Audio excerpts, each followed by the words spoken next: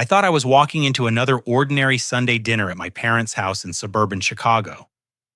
The smell of my mother's pot roast filled the dining room as we gathered around the familiar oak table where I'd eaten countless meals growing up. My father cleared his throat in that serious way that usually meant someone was getting lectured about responsibility or family values. But instead of the usual speech about visiting more often, he dropped a bombshell that shattered my world in 88 words. He announced that I would be sharing my 3-bedroom house with my brother Marcus and his family of 4. The betrayal hit like ice water as everyone nodded in agreement, apparently having planned this ambush without consulting me. The silence that followed my father's announcement felt suffocating. I stared at each face around the table, searching for some sign that this was an elaborate joke. My mother's pursed lips and disapproving glare told me otherwise. My sister Jessica avoided eye contact, suddenly fascinated by her mashed potatoes. Marcus sat back in his chair with a smug expression I recognized from childhood, the same look he wore when he got away with breaking something and letting me take the blame. "Jeffrey, don't look so shocked." My father continued, cutting into his roast with deliberate precision. "You've been living alone in that big house for 3 years now. 3 bedrooms for one person is wasteful." "Wasteful!" I managed to croak, finding my voice. "Dad, I bought that house. I saved for years, worked overtime, and sacrificed to afford it." My mother set down her fork with enough force to make the china rattle.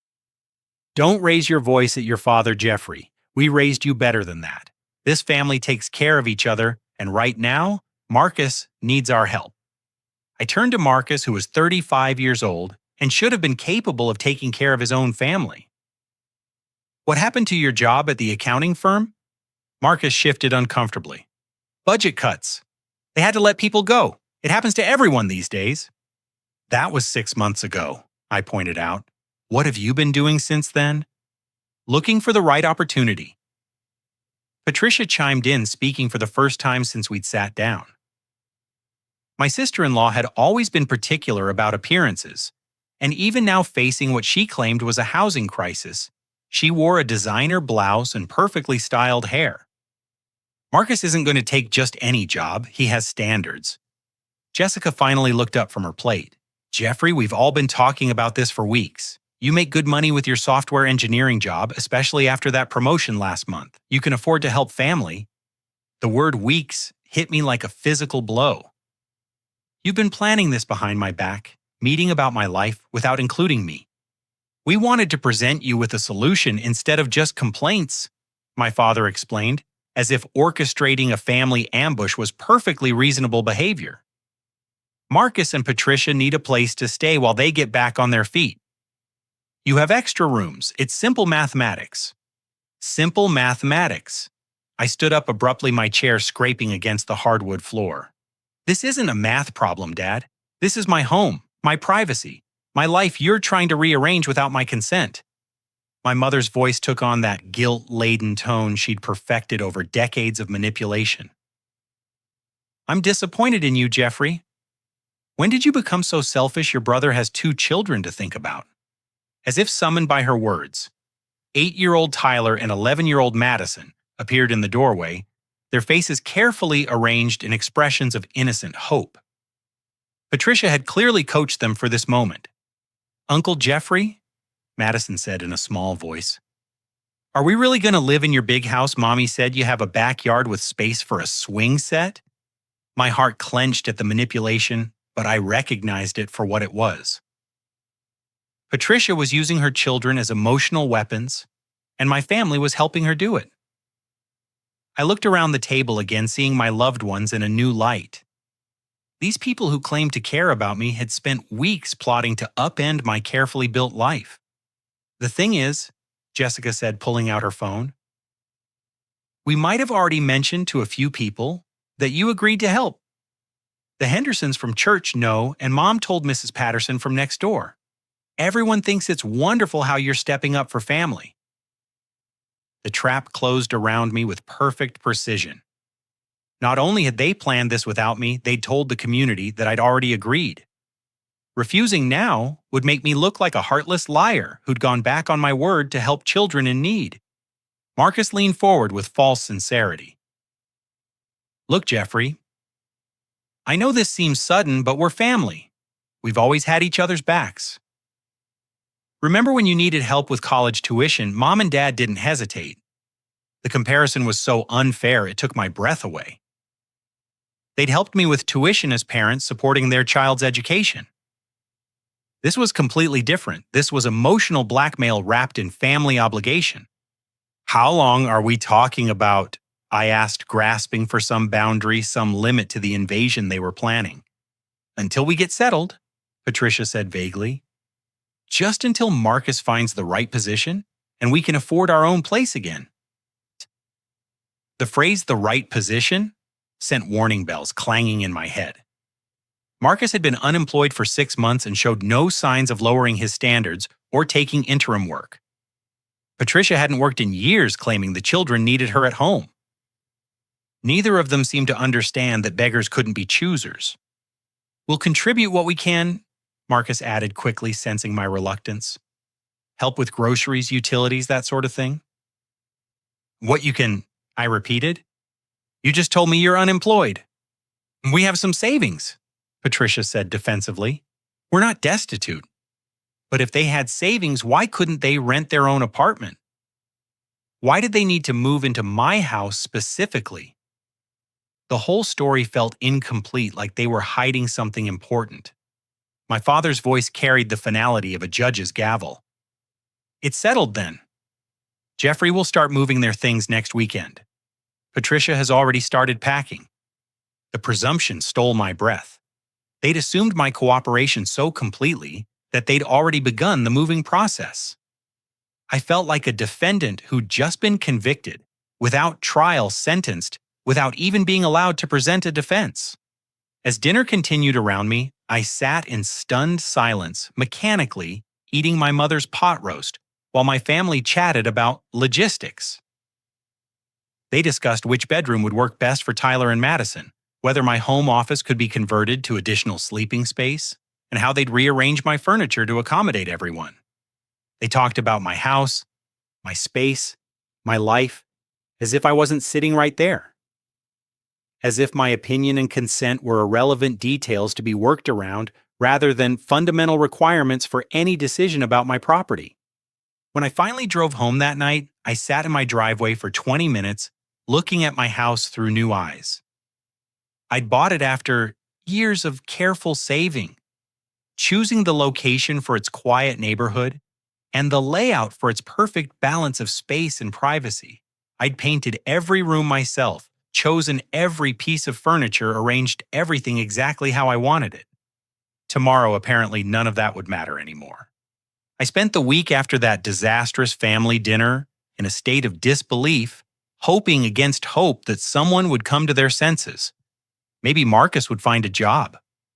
Maybe Patricia would realize how unreasonable they were being. Maybe my parents would acknowledge that railroading their son into housing 4 additional people was crossing a line. None of that happened. Instead, I came home from work on Thursday to find a moving truck parked in my driveway. My heart hammered against my ribs as I pulled up to the curb, unable to access my own garage. 3 men in work clothes were carrying boxes from the truck toward my front door, where Patricia stood directing traffic like a general commanding troops. "Careful with that box," she called out. "Those are my good dishes." I climbed out of my car on shaking legs, my laptop bag sliding from my shoulder to hang at an awkward angle. The scene felt surreal, like I was watching someone else's life implode in slow motion. "Patricia," I called out, my voice higher than usual. "What's going on here?" She turned toward me with a bright smile that didn't reach her eyes. Jeffrey, perfect timing. We decided to get started a little early. Your mother gave us the spare key she keeps for emergencies. Emergency key. The words came out as a croak. "This isn't an emergency." "Of course it is," she said, her tone suggesting I was being deliberately obtuse. We need to be out of our rental by Saturday, and waiting until the weekend didn't make sense when we could start now. I watched helplessly as strangers carried boxes of someone else's belongings into my sanctuary. The movers clearly thought they were helping a family move into their new home, not participating in what felt increasingly like a hostile takeover. "Where's Marcus?" I asked, looking around for my brother. "Job interview," Patricia replied, without missing a beat. Finally got a call back for a position that might actually be worth his time. Fingers crossed. The casual way she mentioned it like an afterthought made me suspicious. If Marcus truly had a promising job interview, wouldn't that change the entire timeline of their supposed temporary stay? I fumbled for my house key, needing to get inside and assess the damage. The moment I stepped through my front door, I stopped breathing. My carefully curated living space had been transformed into chaos. Tyler and Madison were racing through the hallway, their excited shrieks echoing off the walls. Cardboard boxes labeled kitchen stuff and kids' toys were stacked everywhere, blocking pathways and covering every available surface. "Madison, Tyler, calm down," Patricia called half-heartedly before turning back to the movers. "The master bedroom is upstairs, first door on the right. Marcus and I will take that one." "Wait," I said, my voice cracking like a teenager's. "That's my bedroom." Patricia paused, one perfectly manicured eyebrow rising. "Jeffrey, be practical. Marcus and I need the space for our clothes and the attached bathroom for privacy. You're just one person. The guest room will be perfect for you." The guest room. In my own house, I was being demoted to guest status. I stood there speechless as movers carried a king-sized mattress up my stairs, grunting with effort as they maneuvered it around the corner toward my bedroom. My bedroom that would no longer be mine. "Don't look so worried." Patricia continued, misinterpreting my stunned silence as concern rather than horror. "We'll take good care of everything. I've already started reorganizing the kitchen to be more family-friendly." I stumbled toward my kitchen, dreading what I'd find. The sight that greeted me was worse than I'd imagined. Patricia had emptied my cabinets, throwing away food she deemed unhealthy and replacing my carefully chosen appliances with her own preferences. My coffee maker, an expensive Italian model I'd saved months to afford, sat in a box labeled Goodwill. In its place stood a basic drip coffee maker that looked like it belonged in a college dormitory. "I threw out all that processed food," Patricia explained, following me into the kitchen. "Growing children need proper nutrition. I hope you don't mind, but I also rearranged everything to make more sense. Your organization system was a little chaotic." My organization system had been perfect for my needs, developed over 3 years of living alone and knowing exactly where everything belonged. Now I couldn't find anything. My spice rack had been reorganized alphabetically instead of by frequency of use. My coffee pods had been replaced with generic ground coffee. Even my refrigerator magnets collected from various work trips had been removed and replaced with children's artwork and appointment reminders. "Where did you put my coffee maker?" I asked, trying to keep my voice level. "Oh, that old thing. It was so complicated, all those buttons and settings. This new one is much simpler. One button, perfect coffee every time." The casual dismissal of my belongings sent a spike of rage through my chest. That wasn't just a coffee maker, it was a symbol of my success, a daily reminder that I'd worked hard enough to afford nice things. She'd thrown it away like garbage without even asking. "Patricia, that was a $600 machine." She waved her hand dismissively. "Jeffrey, you're too attached to material things. This is about family, not fancy gadgets." I heard footsteps on the stairs and looked up to see Marcus descending, wearing a satisfied grin. He changed out of his interview clothes into worn jeans and a t-shirt that had seen better days. "How'd the interview go?" I asked, clinging to hope that he'd gotten the job and this nightmare would be short-lived. "Not what I'm looking for," he said with a shrug. "Small company, limited growth potential. I can do better." My heart sank. Marcus had just turned down employment while moving his family into my house. The entitlement was staggering. The master bedroom is perfect, he continued, oblivious to my growing distress. That walk-in closet will be great for Patricia's clothes, and the attached bathroom means we won't have to share with the kids. Marcus, this is supposed to be temporary, I said desperately. If you're turning down jobs, how temporary can it really be? He clapped me on the shoulder with false camaraderie. Don't worry, little brother. I'm being strategic. Better to wait for the right opportunity than settle for something beneath my qualifications. A few months here while I network properly, and I'll land something really worthwhile. A few months? The timeline kept expanding, and we hadn't even finished the first day. I watched Patricia direct the placement of their furniture in my living room, moving my couch to make room for their entertainment center and coffee table. My carefully chosen decor was being shoved aside to accommodate their preferences. Mom, where does this go? Madison appeared carrying a large framed photo of Marcus and Patricia's wedding. On the mantle, sweetie. Take down that boring landscape picture first. My boring landscape picture was the original watercolor I'd commissioned from a local artist depicting the view from my favorite hiking trail. I'd saved for months to afford it, and it held deep personal meaning. Now it sat propped against the wall, replaced by someone else's memories. The children treated my house like a playground, running from room to room without supervision. Tyler discovered my gaming console and immediately began pulling controllers and games from the entertainment center, scattering everything across the floor. When I started to say something, Patricia cut me off. Boys will be boys, she said with a laugh. Don't be such a worrywart, Jeffrey. Kids need space to be kids. But this was my space filled with expensive electronics and irreplaceable personal items. I wasn't equipped for children, didn't have childproofing, and certainly hadn't consented to becoming a babysitter in my own home. As evening approached, the reality of my new living situation became undeniable. The movers finished unloading and left me with a bill for their services, apparently assuming I was responsible for the costs. Marcus and Patricia disappeared upstairs to get settled in my former bedroom, leaving me with their children and a house I no longer recognized.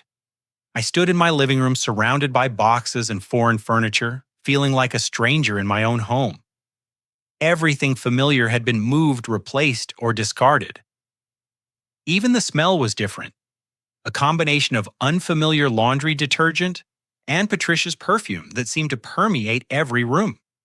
My phone buzzed with a text from my mother. How's the first day going? I'm sure you're all getting along wonderfully. So proud of you for stepping up. I stared at the message, unable to formulate a response. How could I explain that stepping up felt suspiciously like being trampled down? That helping family was beginning to feel like losing myself entirely. Upstairs, I heard the shower running in my former bathroom, Patricia's voice, carrying through the walls, as she explained to Marcus where she'd put his clothes in my former closet. The children had claimed the family room cartoons blaring from my television, while they ate snacks that left crumbs on my furniture. I retreated to the guest room, the smallest bedroom in the house that was now supposed to be mine. My clothes hung awkwardly in the narrow closet, and my personal items looked foreign on the unfamiliar dresser. Through the thin walls, I could hear every sound from the master bedroom, where Marcus and Patricia discussed their plans for redecorating. As I lay in the guest bed that night, staring at the ceiling in my own house, where I was now a guest, I realized the invasion was just beginning. This wasn't temporary help during a rough patch. This was a complete takeover disguised as family assistance. And somehow I'd allowed it to happen without firing a single shot in my own defense. Friday morning arrived with the sound of children arguing, and Patricia's voice rising above the chaos, directing breakfast preparations in my kitchen. I stumbled out of the guest room disoriented in my own home, following the smell of bacon and the clatter of dishes I didn't recognize. Good morning, Jeffrey. Patricia chirped brightly, standing at my stove wearing a floral apron over her silk pajama set. I hope you slept well. I made breakfast for everyone. The kitchen bore no resemblance to the organized space I'd maintained for 3 years. Dirty dishes overflowed from the sink, sticky spots covered the countertops, and unfamiliar food items cluttered every surface. Patricia had apparently decided that cooking for 6 people required using every pan, plate, and utensil in the house simultaneously. I usually just have coffee and toast. I mumbled, reaching for the cabinet where I kept my coffee cups. Oh, those are gone, Patricia said matter-of-factly. I packed them away since they didn't match my dishes. We're using the good china now that we're all living together. Family meals should feel special. Her good china turned out to be an elaborate floral pattern that required hand washing and careful handling. I stood holding a delicate cup that cost more than my entire weekly grocery budget, afraid to drink from it and afraid to put it down. Tyler raced past me carrying a piece of bacon, chasing Madison, who shrieked with laughter as she ran through the house. Their sticky fingers left marks on my walls, and their bare feet tracked mysterious stains across my hardwood floors. Tyler, Madison, settle down, Patricia called without any real authority. Jeffrey's not used to children yet. We need to ease him into family life. The phrase family life hit me like cold water. I hadn't signed up for family life. I'd bought this house specifically for solitude, quiet, and the freedom to live exactly as I chose. Now I was apparently enrolled in some domestic boot camp without my consent. Marcus appeared at the bottom of the stairs, already dressed in a business suit that looked expensive despite his unemployed status. Morning, Jeffrey. Patricia, did you iron my interview shirt? Another interview? I asked, hope flaring in my chest.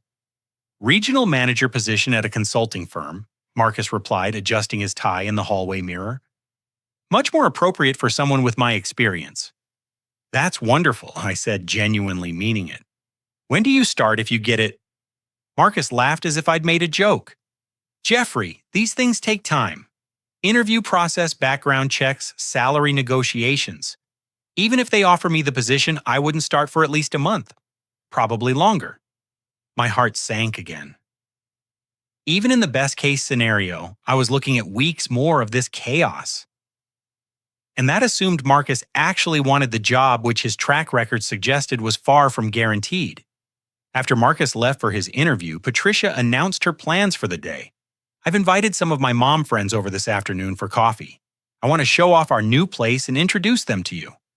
Your mom friends, I repeated weakly. From the kids' school? We've been meeting regularly, but my old apartment was too cramped for entertaining. This house is perfect for hosting. The presumption took my breath away.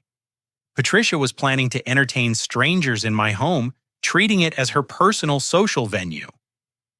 When I started to object, she cut me off with a practiced manipulation technique I was beginning to recognize. Jeffrey, these women are going through divorces, job losses, all kinds of stress. They need friendship and support. Surely you wouldn't want me to cancel on them. They're so excited to meet Marcus's generous brother. The guilt trip worked perfectly, as Patricia knew it would. How could I object to helping stressed women without looking heartless? She'd framed her social gathering as charity work, making any refusal seem selfish and cruel.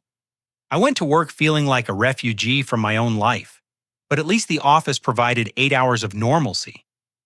My coworkers noticed my distraction during the morning meetings, and my productivity suffered as I found myself constantly wondering what new changes awaited me at home.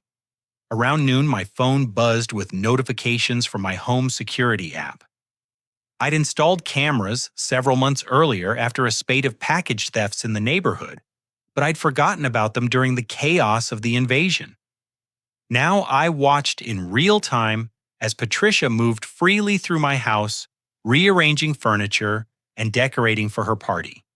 She'd moved my reading chair to the basement and replaced it with a love seat from their old apartment. My coffee table, a solid oak piece I'd spent weeks shopping for, had been pushed against the wall to make room for her glass and chrome monstrosity.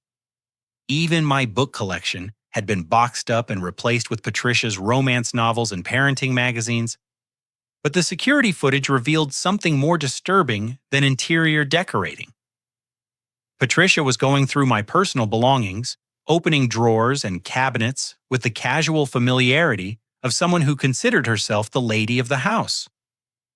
She examined my mail-photographed documents from my home office, and even tried on some of my clothes, apparently checking sizes.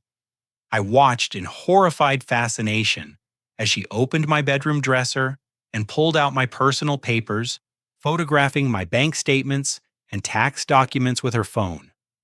The violation felt obscene, like watching someone rifle through my underwear drawer while broadcasting it live. When I rushed home during lunch break, I found my house transformed into a social gathering space I didn't recognize. Patricia had lit scented candles that made my eyes water, rearranged all my furniture to create conversation areas, and set up an elaborate spread of refreshments using my dishes and serving pieces. "Jeffrey," she called out brightly as I walked through the door. "Perfect timing. I want you to meet my friends."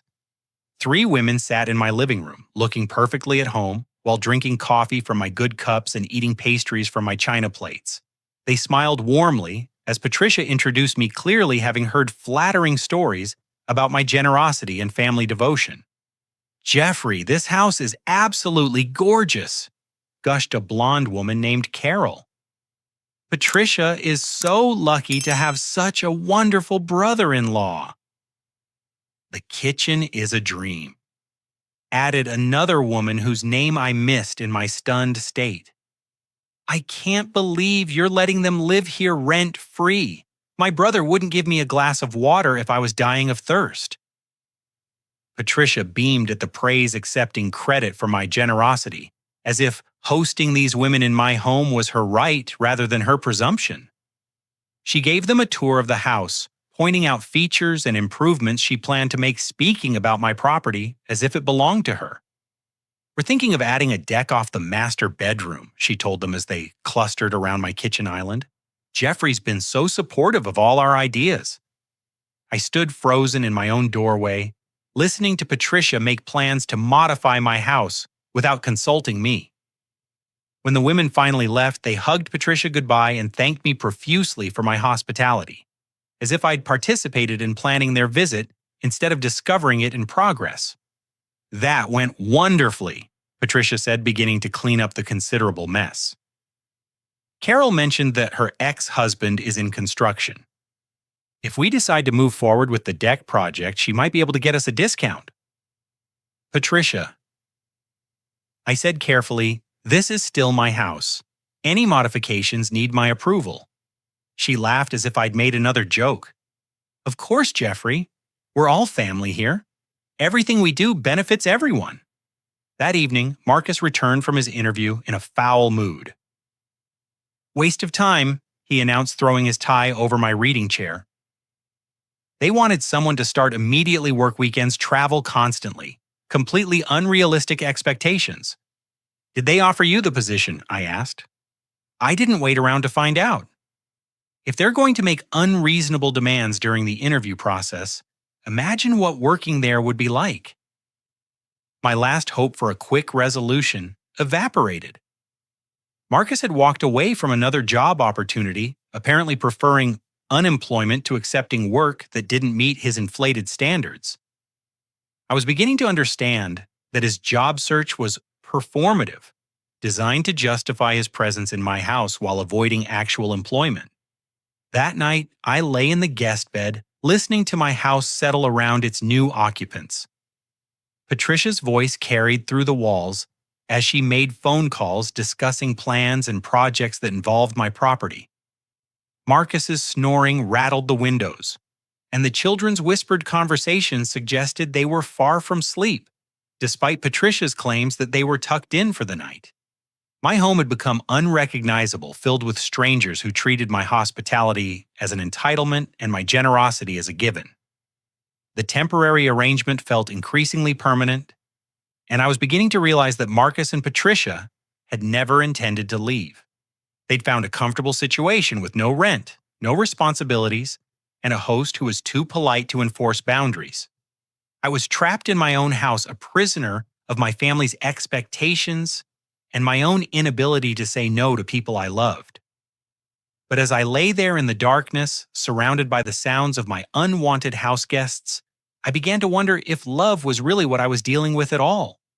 Saturday morning brought a new horror: Patricia's announcement that she'd enrolled Tyler and Madison in the local elementary school using my address. She made this revelation over breakfast as casually as discussing the weather, apparently expecting me to congratulate her on her initiative. "It's such a better district than their old school," she explained while buttering toast with my good silver. "The test scores are outstanding, and they have an excellent music program. The kids are so excited about their fresh start. You enrolled them in school?"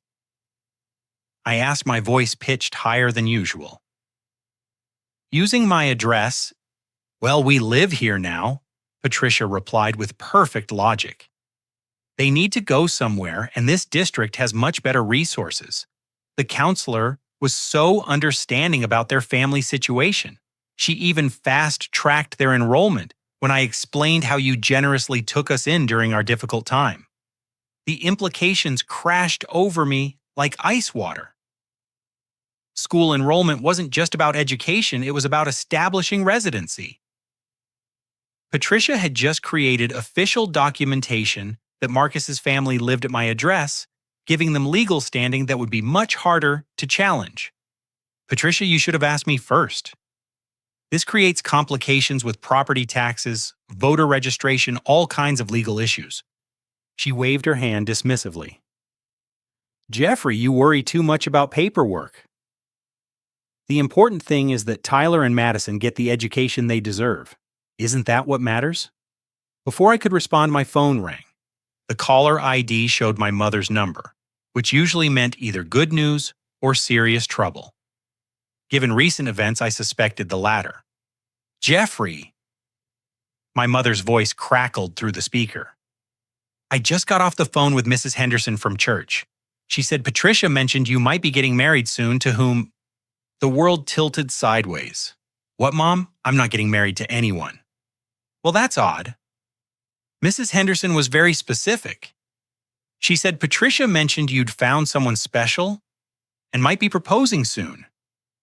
She was asking about church availability for weddings next spring." I looked across the breakfast table at Patricia, who was studiously avoiding eye contact while helping Madison with her cereal. "Mom, I think there's been a misunderstanding. I'm not dating anyone, let alone planning a wedding." "Are you sure?" Patricia seemed quite confident.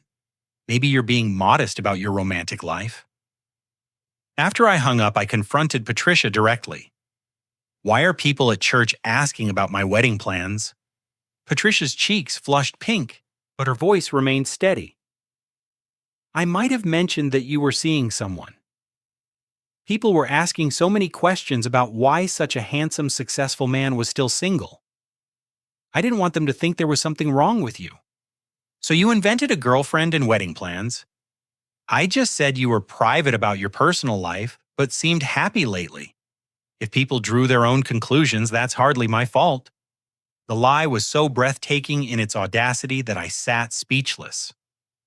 Patricia had created an entirely fictional narrative about my love life to satisfy church gossips, apparently without considering how this would complicate my actual relationships or social standing. My phone buzzed again, this time with a text from my sister Jessica. "Mom told me about your secret girlfriend. Why didn't you tell me you were serious about someone? Can't wait to meet her." I was drowning in lies I hadn't told, trapped in stories Patricia had spun without my knowledge or consent. Every conversation with my family would now require navigating around a fictional relationship I knew nothing about.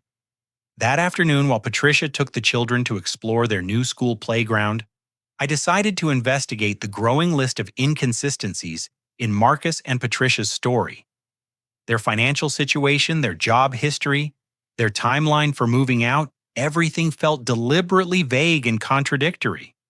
I started with basic internet searches, looking up Marcus's former employer and the circumstances of his departure. What I found chilled me to the bone. The accounting firm hadn't just laid Marcus off due to budget cuts. They'd fired him for falsifying expense reports and suspected embezzlement. The company had been investigating missing funds for months before terminating him. Local news archives revealed more disturbing details.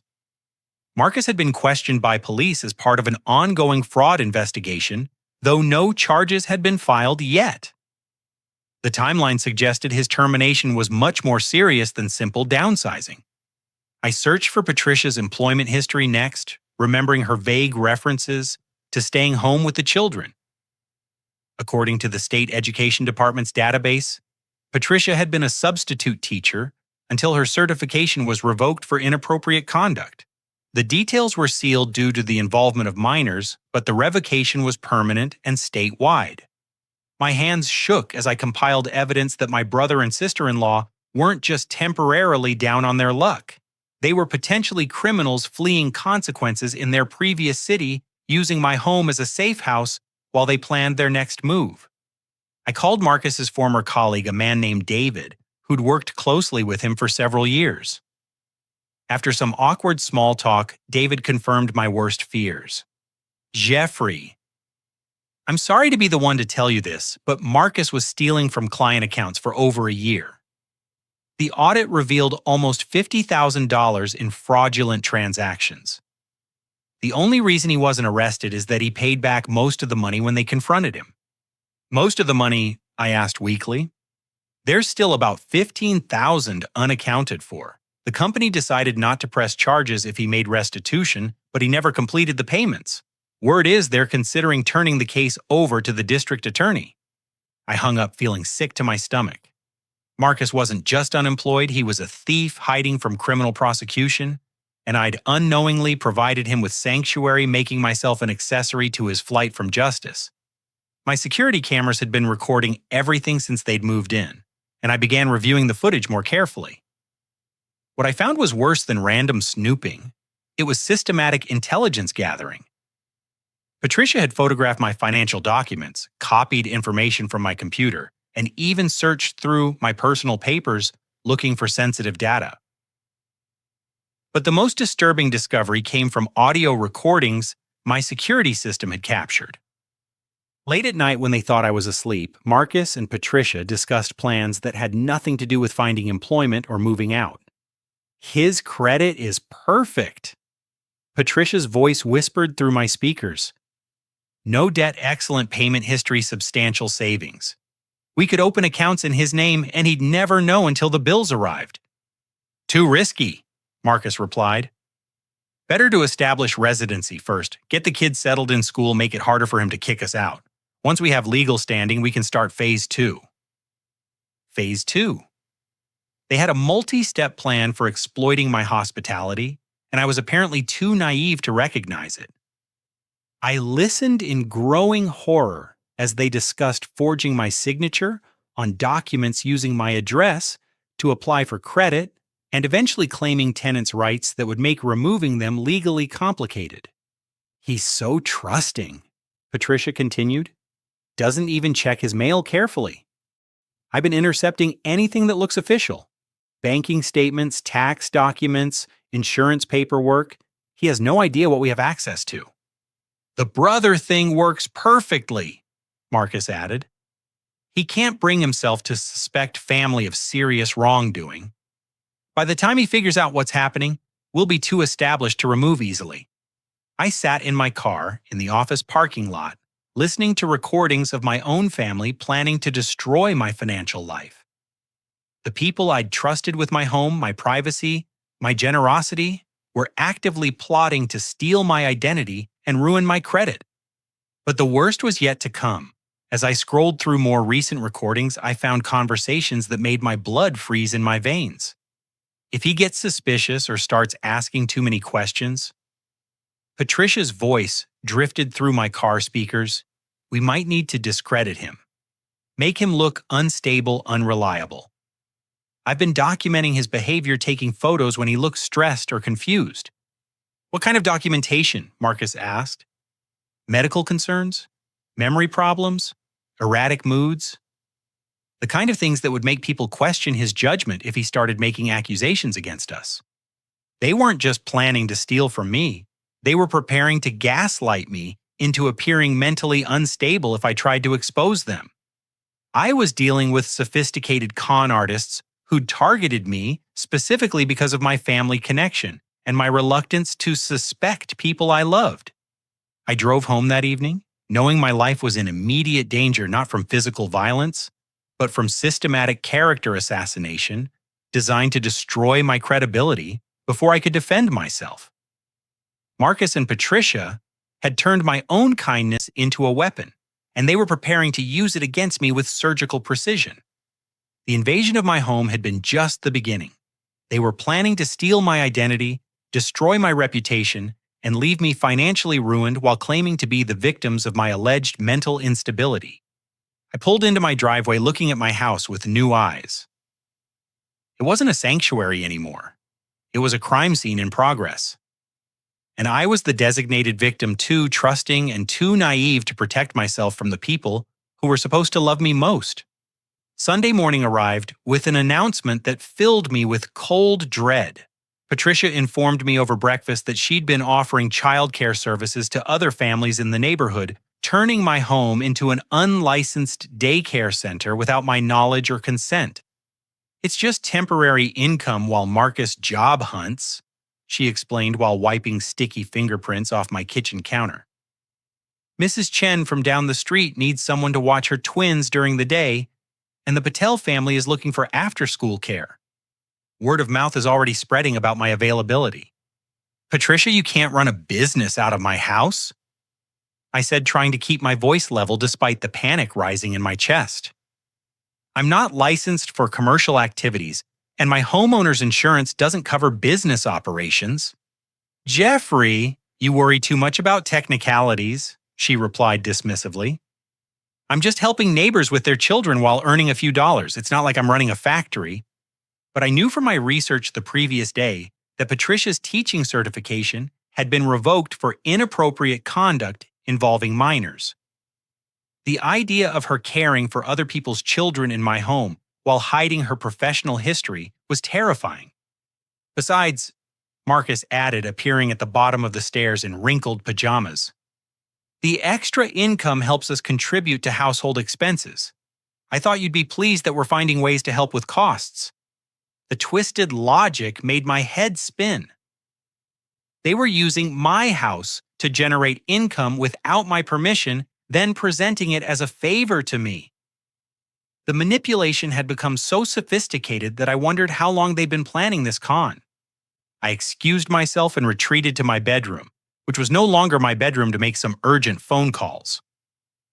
First, I contacted my homeowner's insurance company to understand my liability if someone was injured during unofficial childcare activities on my property. The agent's explanation chilled me to the bone. "Mr. Jeffrey operating an unlicensed daycare facility would void your coverage entirely.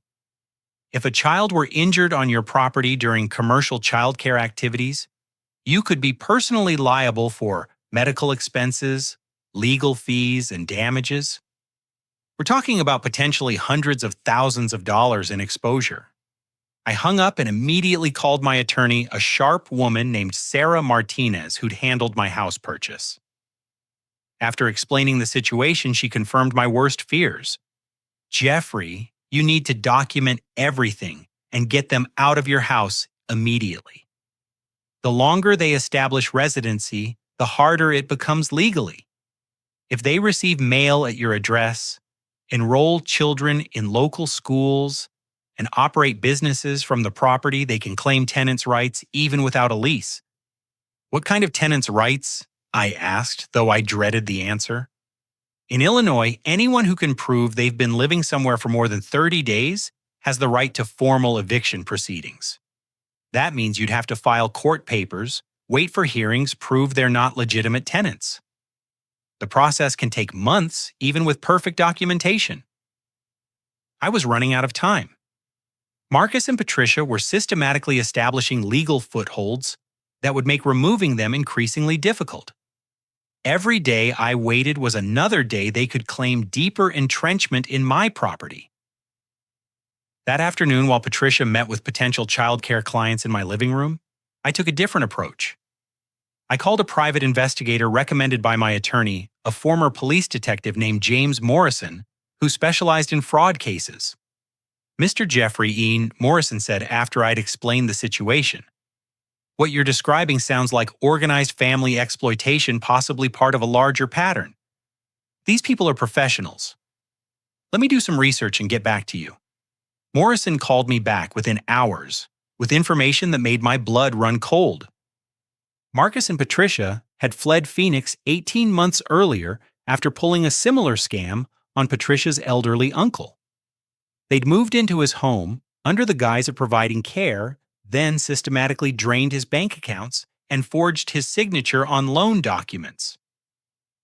When the uncle tried to remove them, they claimed he was suffering from dementia and filed for guardianship. The uncle died before the case was resolved, Morrison continued. Heart attack possibly brought on by stress. Marcus and Patricia inherited the house because they'd convinced him to change his will. The family suspects foul play, but there wasn't enough evidence for criminal charges. They killed someone, I whispered. They definitely contributed to his death through financial and emotional abuse. The pattern is clear. They target trusting family members, establish residency, then systematically destroy their victim's life while claiming to be caregivers or dependents. I listened in horror as Morrison described additional cases in 3 different states. Marcus and Patricia were serial family predators, moving from victim to victim and leaving financial ruin in their wake. I wasn't their first target, I was just their most recent mark. The good news, Morrison continued, is that you caught on early. Most victims don't realize what's happening until they've been completely cleaned out. You still have time to protect yourself, but you need to act fast. Morrison outlined a plan that would give me the evidence I needed to expose them while protecting myself from their inevitable retaliation. The first step was installing additional hidden cameras throughout my house to document their activities. The second was pretending to be increasingly unwell, making myself appear vulnerable while secretly gathering proof of their crimes. They're already planning to discredit you, Morrison explained. I heard the recordings you sent. If you suddenly start acting suspicious or confrontational, they'll accelerate their timeline and claim you're having a breakdown. Better to let them think their plan is working while you build an airtight case. That evening, I began my performance. I complained about headaches, forgot simple things, and acted confused about conversations that had happened earlier. Marcus and Patricia exchanged meaningful glances, clearly pleased that their psychological manipulation was taking effect. "Jeffrey, you seem tired lately," Patricia said with false concern. "Maybe you should see a doctor. Stress can cause all sorts of problems."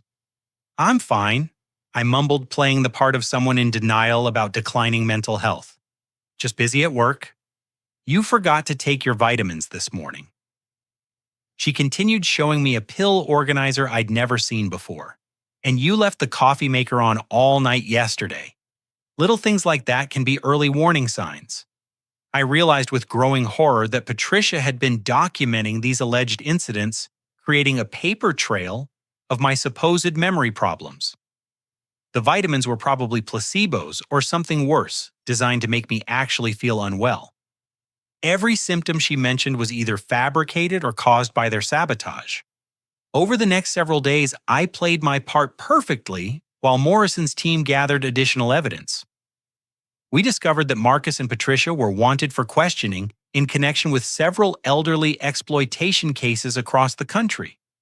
Their pattern was always the same: target vulnerable family members, establish residency, then systematically drain their resources while claiming to provide care. The most disturbing revelation came when Morrison traced their financial history. They had no legitimate source of income and hadn't paid taxes in over 3 years. Instead, they moved from victim to victim, living off fraud and identity theft while staying ahead of law enforcement. My house wasn't just temporary shelter. It was their base of operations for expanding their criminal enterprise.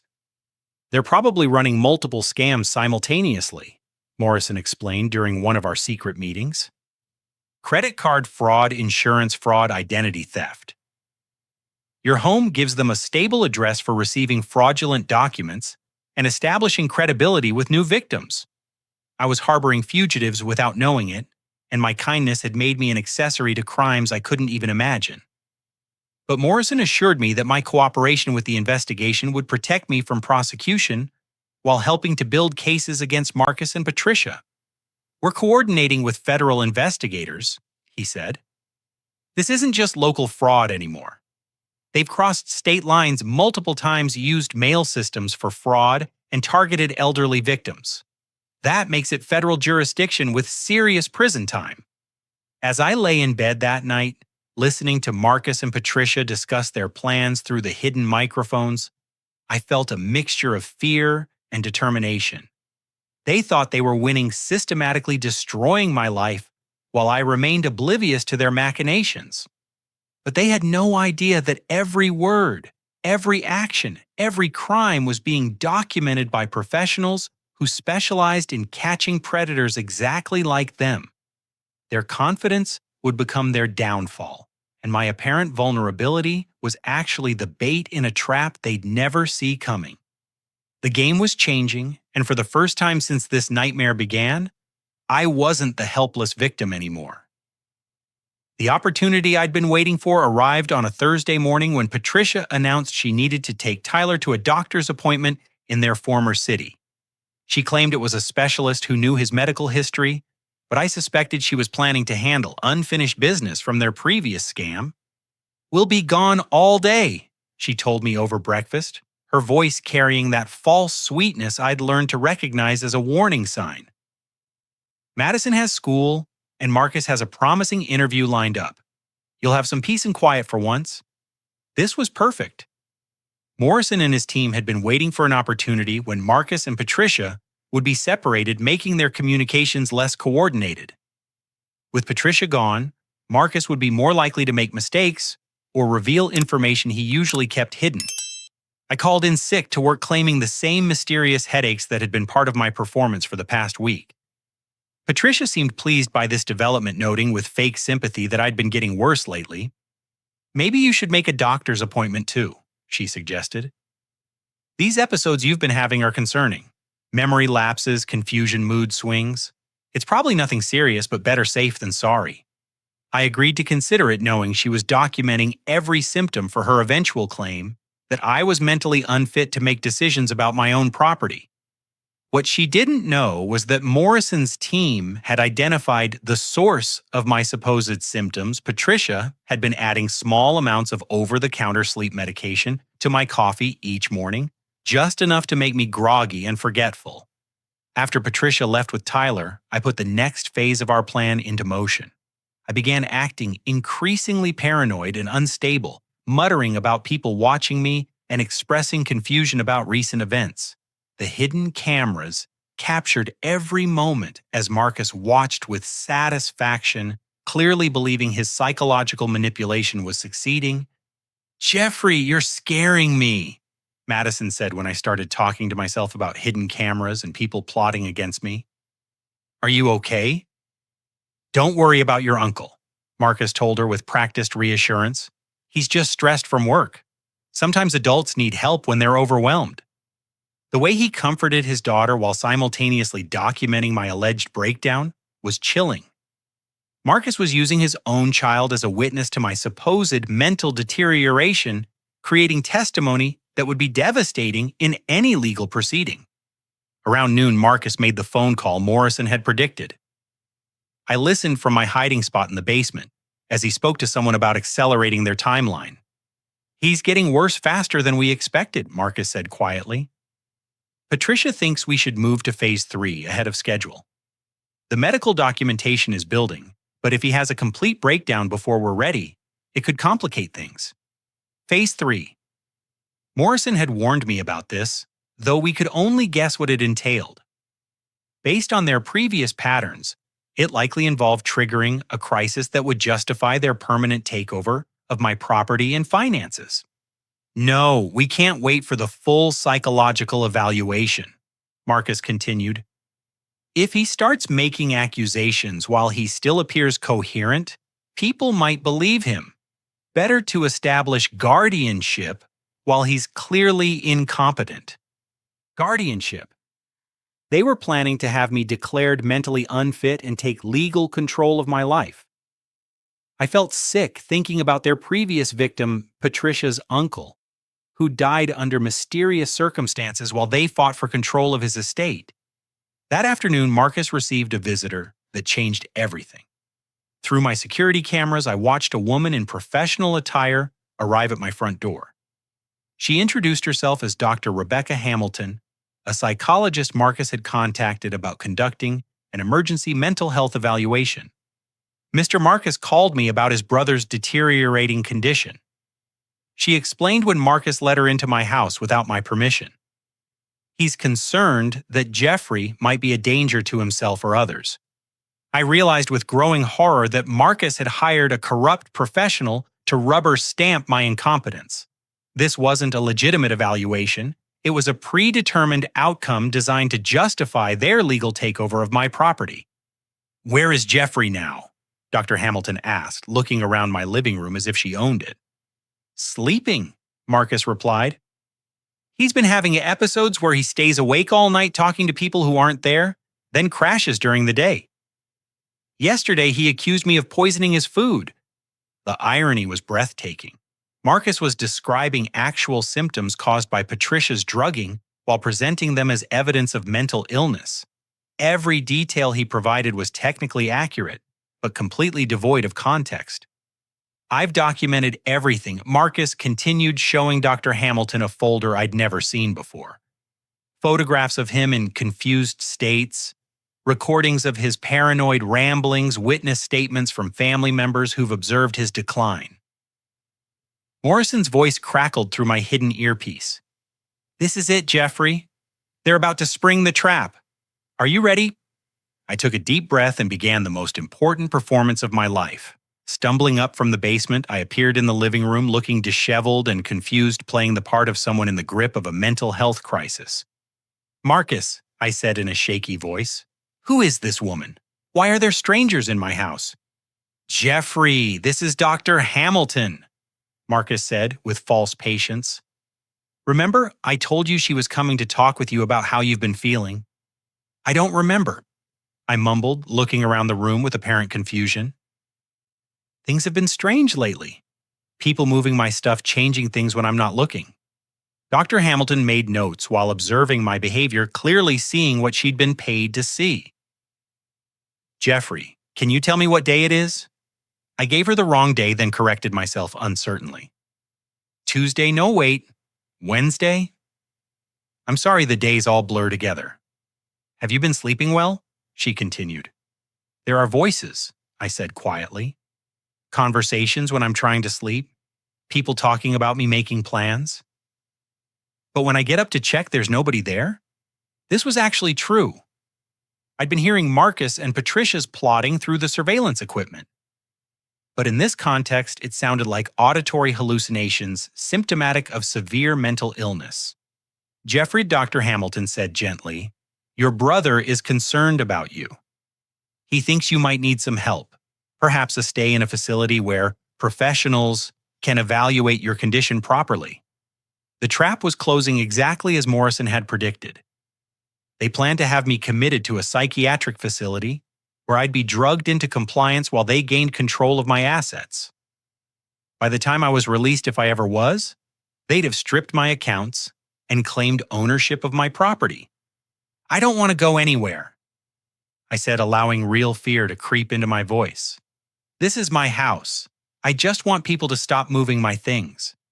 "Sometimes we don't know what's best for us when we're unwell," Marcus said with practiced sympathy. "The important thing is getting you the help you need." Dr. Hamilton nodded approvingly. "I think a 72-hour evaluation would be appropriate. We can arrange transportation this afternoon."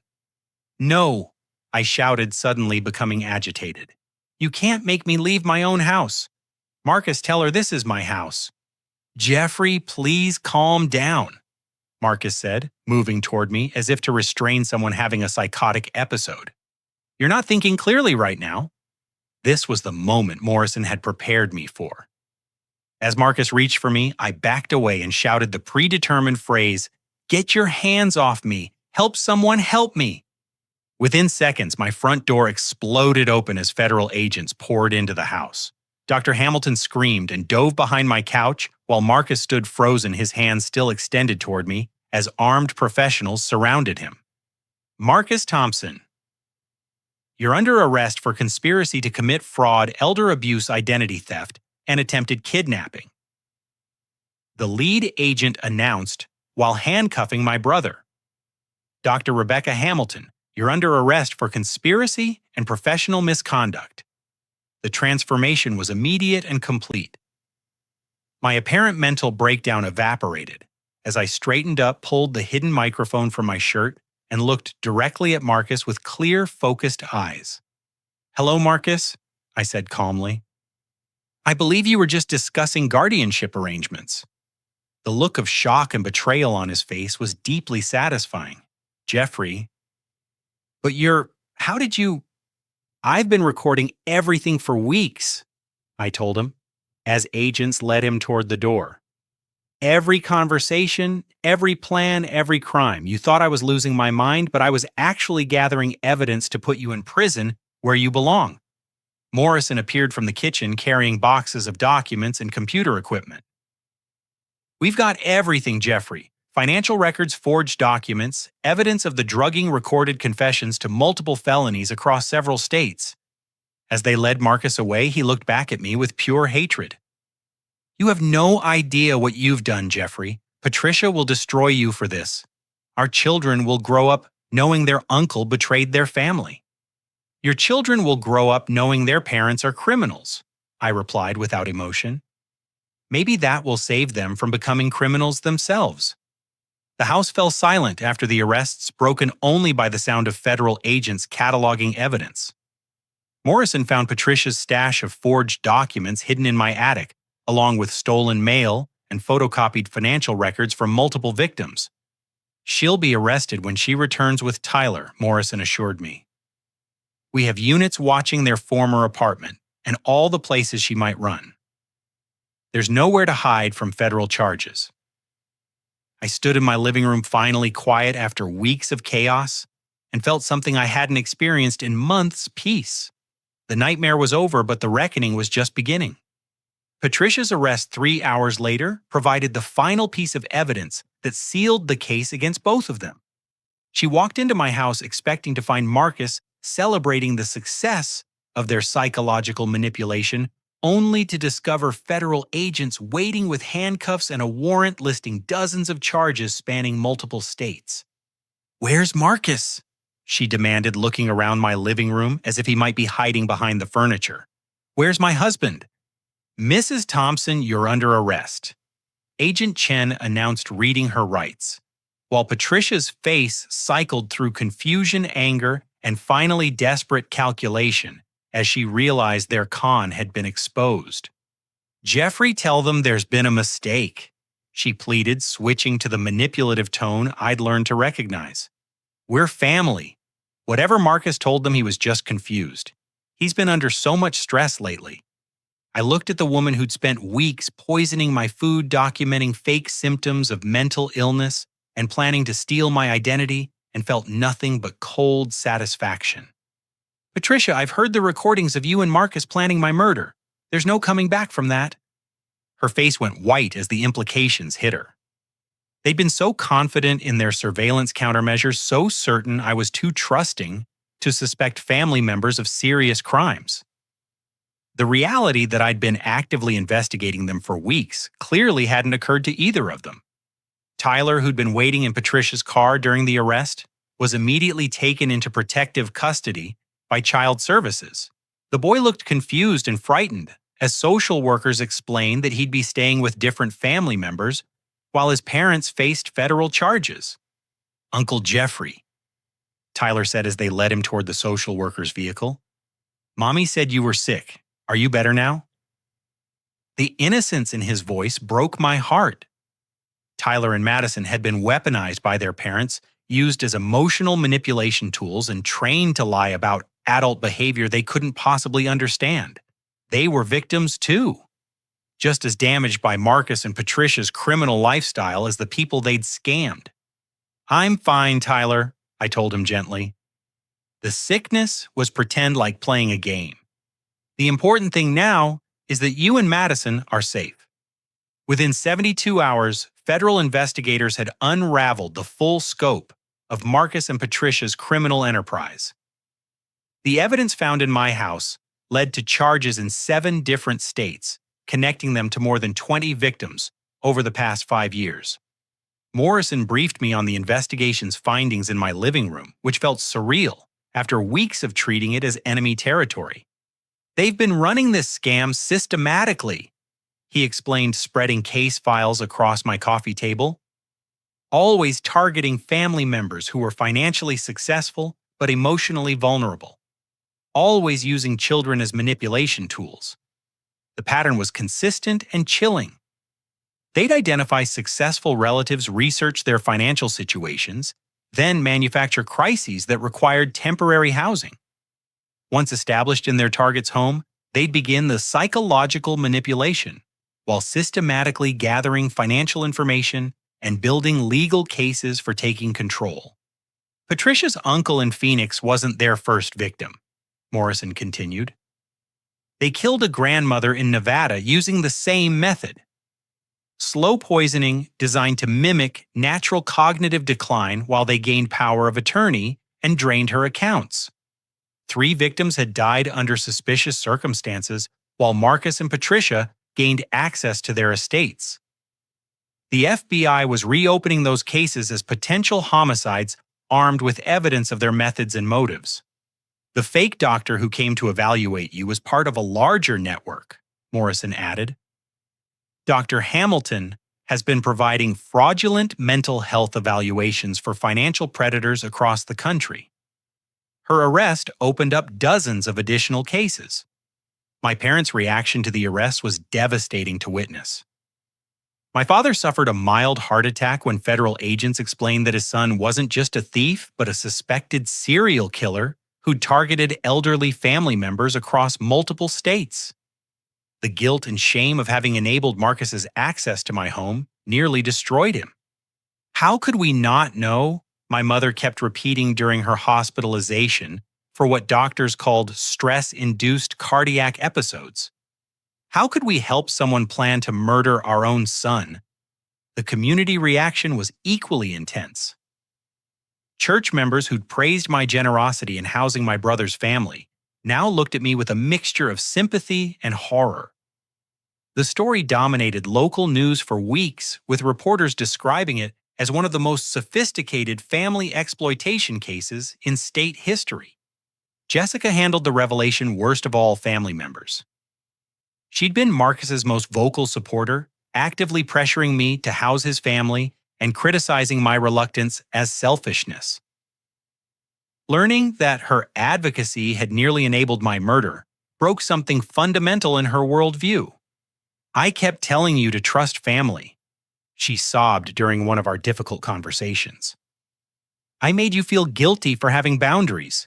If you'd listened to me, you'd be dead right now." The guilt ate at her so severely that she required professional counseling to process her role in the conspiracy. Our relationship took years to rebuild, and even then it never returned to its previous closeness. The trial became a media spectacle that exposed the shocking prevalence of family financial abuse. Marcus and Patricia's case opened discussions about how criminals exploit family loyalty and social expectations to victimize their own relatives. My testimony was particularly crucial because I'd been their intended final victim. The recordings of them planning my murder, combined with evidence of their systematic poisoning and psychological manipulation, painted a clear picture of premeditated homicide for financial gain. "Ladies and gentlemen of the jury," the prosecutor said during closing arguments, "the defendants didn't just steal money, they stole trust, destroyed families, and killed vulnerable people who loved them. Jeffrey Thompson survived only because he was smart enough to document their crimes and brave enough to fight back." Marcus received 28 years in federal prison without possibility of parole. Patricia got 25 years, with the difference reflecting her slightly lesser role in the planning stages of their crimes. Dr. Hamilton received 15 years for her role in providing fraudulent evaluations that enabled financial predators. The children were placed with Patricia's sister in Arizona, a woman who'd cut contact with Patricia years earlier due to suspicious financial requests. Madison and Tyler began therapy to address the trauma of watching their parents manipulate and abuse family members while teaching them to participate in criminal activities. I sold my house 6 months after the arrests, unable to feel comfortable in a space that held so many traumatic memories. The new owners were a young family with children who filled the rooms with laughter instead of schemes which felt like appropriate healing for the property itself. My new home in Colorado represented a complete fresh start 3 states away from the toxic family dynamics that had nearly destroyed me. I kept limited contact with my parents as they worked through their own guilt and shame, but I never again allowed family obligations to override my personal safety instincts. The experience taught me that love isn't blind trust and family isn't an excuse for abuse. Real family members support your boundaries rather than manipulating you to violate them. People who truly care about your welfare don't exploit your kindness or use your generosity against you. I used the reward money from helping solve multiple cold cases to establish a foundation that educates families about financial abuse and provides resources for victims of relative exploitation. The nonprofit work transformed my trauma into purpose, helping other people recognize and escape similar situations before they became victims. 3 years later, I received a letter from Madison, now 14 and living with her aunt. She wrote that she'd learned the truth about her parents' crimes and wanted to apologize for being part of their manipulation. Her therapy had helped her understand that she'd been a victim too trained from childhood to help her parents hurt people. I wrote back encouraging her education and emphasizing that children aren't responsible for their parents' crimes. Madison deserved a chance at a healthy life free from the toxic patterns that had defined her childhood. Tyler, now 11, was reportedly doing well in school and showing no signs of his parents' manipulative tendencies. The final chapter of this story came 5 years after their arrest, when I testified at Marcus and Patricia's parole hearings. Both had been model prisoners, participating in therapy programs and expressing remorse for their crimes. Their lawyers argued that they'd been rehabilitated and deserved early release. I opposed their parole applications not from revenge but from genuine concern for public safety. People who spent years perfecting the art of family manipulation and murder couldn't be trusted to reform after a few years in prison. Their victims deserved better protection than hopes and therapeutic programs. The parole board agreed, denying both applications and recommending they serve their full sentences. Marcus and Patricia would remain in prison until they were too old to pose a realistic threat to vulnerable family members. Standing in that hearing room, looking at the 2 people who tried to destroy my life while claiming to love me, I felt something unexpected forgiveness. Not for their crimes, which were unforgivable, but for the toxic family dynamics that had made their manipulation possible. I'd learned that forgiveness doesn't require reconciliation or trust. It simply means releasing the anger that ties you to people who hurt you. Marcus and Patricia would spend the rest of their lives paying for their choices, but I was free to build something better from the ashes of their destruction.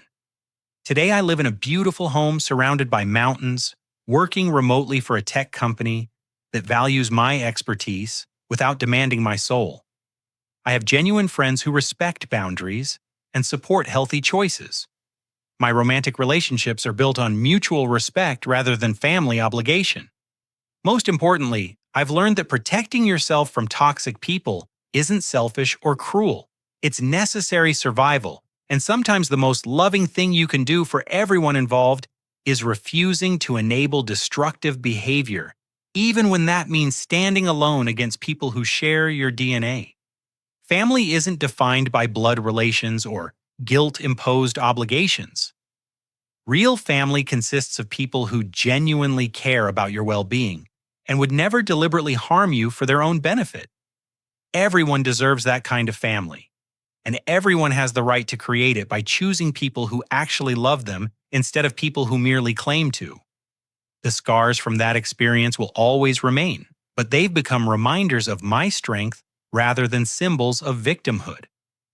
I survived a calculated attempt to destroy my life by people who were supposed to protect me, and I used that survival to help others facing similar threats.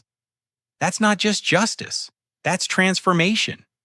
And sometimes transformation is the greatest revenge of all. Have you ever found yourself in a situation where family members expected you to sacrifice your boundaries for their benefit? How did you handle the pressure to help relatives who seemed to take advantage of your kindness? I'd love to hear your thoughts and experiences in the comments below. If this story resonated with you or helped you recognize similar patterns in your own life, please like this video and subscribe for more real-life stories about overcoming family manipulation and toxic relationships. Sharing these experiences helps other people realize they're not alone in dealing with difficult family dynamics. Thank you for listening to my story and supporting this channel. Remember that you have the right to protect yourself from anyone who tries to harm you, regardless of their relationship to you. Stay strong, trust your instincts, and never let anyone convince you that love requires accepting abuse. Until next time, take care of yourselves and the people who genuinely care about you.